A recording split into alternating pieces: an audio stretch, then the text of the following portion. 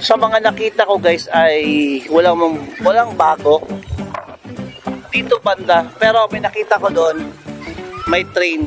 Sa pagkakaalam ko ay isa itong electric train. Hindi pa gumagana. Ayan, hindi pa siya gumagana pero ready na. Siguro itong yellow nito, paikot to siya hanggang doon. Ikot to siya doon. So this is the train. Hindi pa gumagana. Pero as what I have known guys ay may ano to siya, may bayad to. Pagpasok dito sa park na ito, o sa e-park at saka dito sa children's park ay walang bayad. Pero kung gumamit ka na nito sa train na ito ay may bayad na ito guys.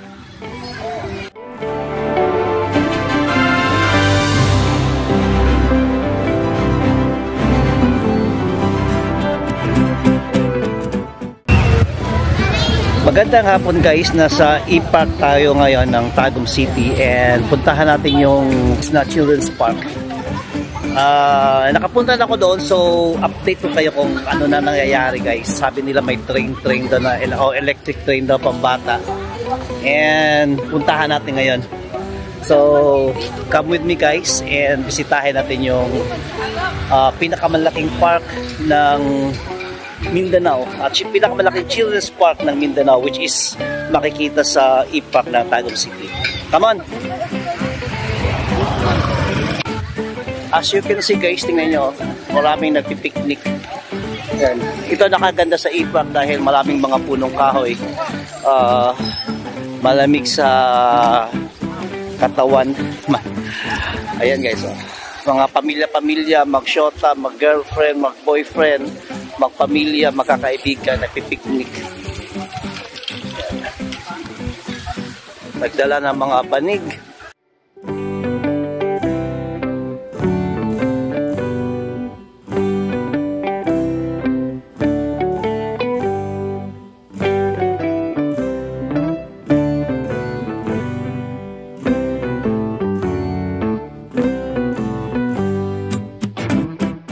So guys, we are here na sa pinakamalaking park o pinakamalaking children's park, kung hindi man sa Davao region ay sa buong Mindanao. So tingnan natin guys sa mga updates, may mga bago ba? Come on, pasok tayo sa loob.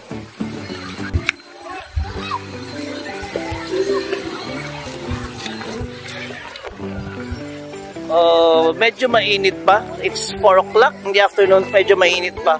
Pero tingnan mo mga bata, parang hindi nila na-feel ng init. Sa mga nakita ko guys ay walang bago dito banda, pero may nakita ko doon may train.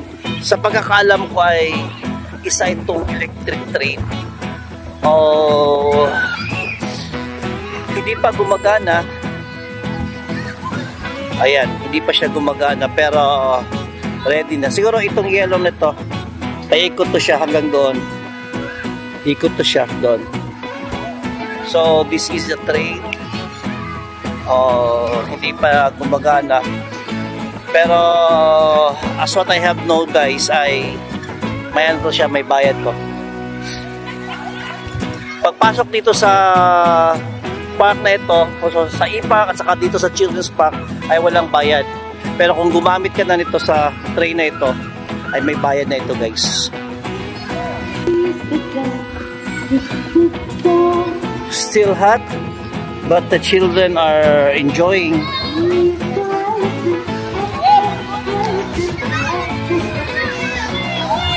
Malaking tulong na rin to sa mga bata.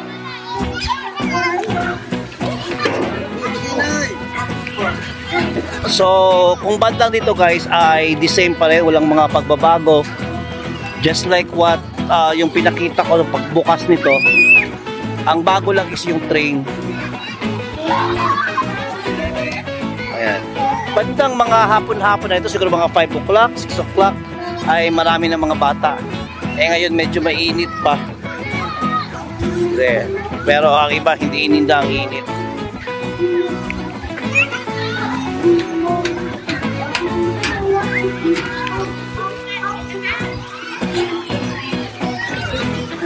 So hanggang dito lang siya.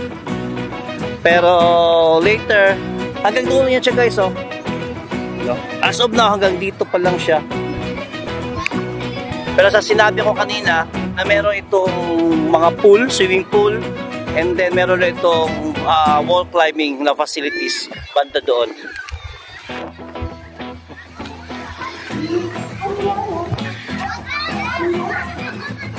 Ang laki nitong e-park guys. May DepEd, maraming offices dito. May FDA dito, TESDA doon. Medyo malawak ang lugar na ito. I forgot lang kung ilang hectares ito lahat-lahat.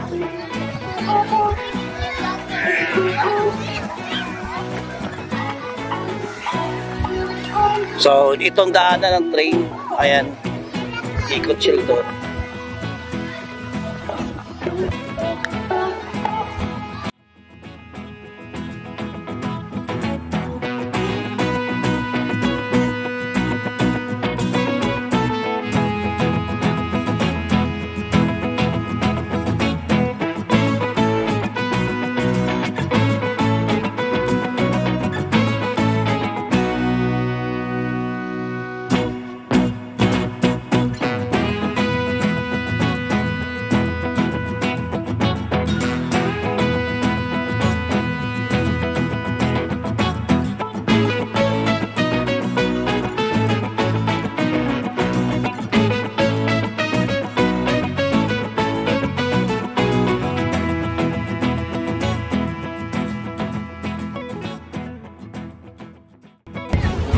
Sa harap, makikita nyo na may mga duyan, may mga pabiling mga balloons, and may mga banig dyan, humihiga mga tao. That's nature. Ayan, ang ganda.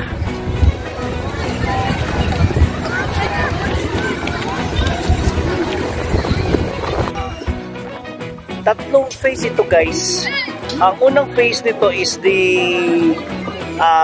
Children's Park. Ang pangalawa ay may mga pool, no? Swimming pool.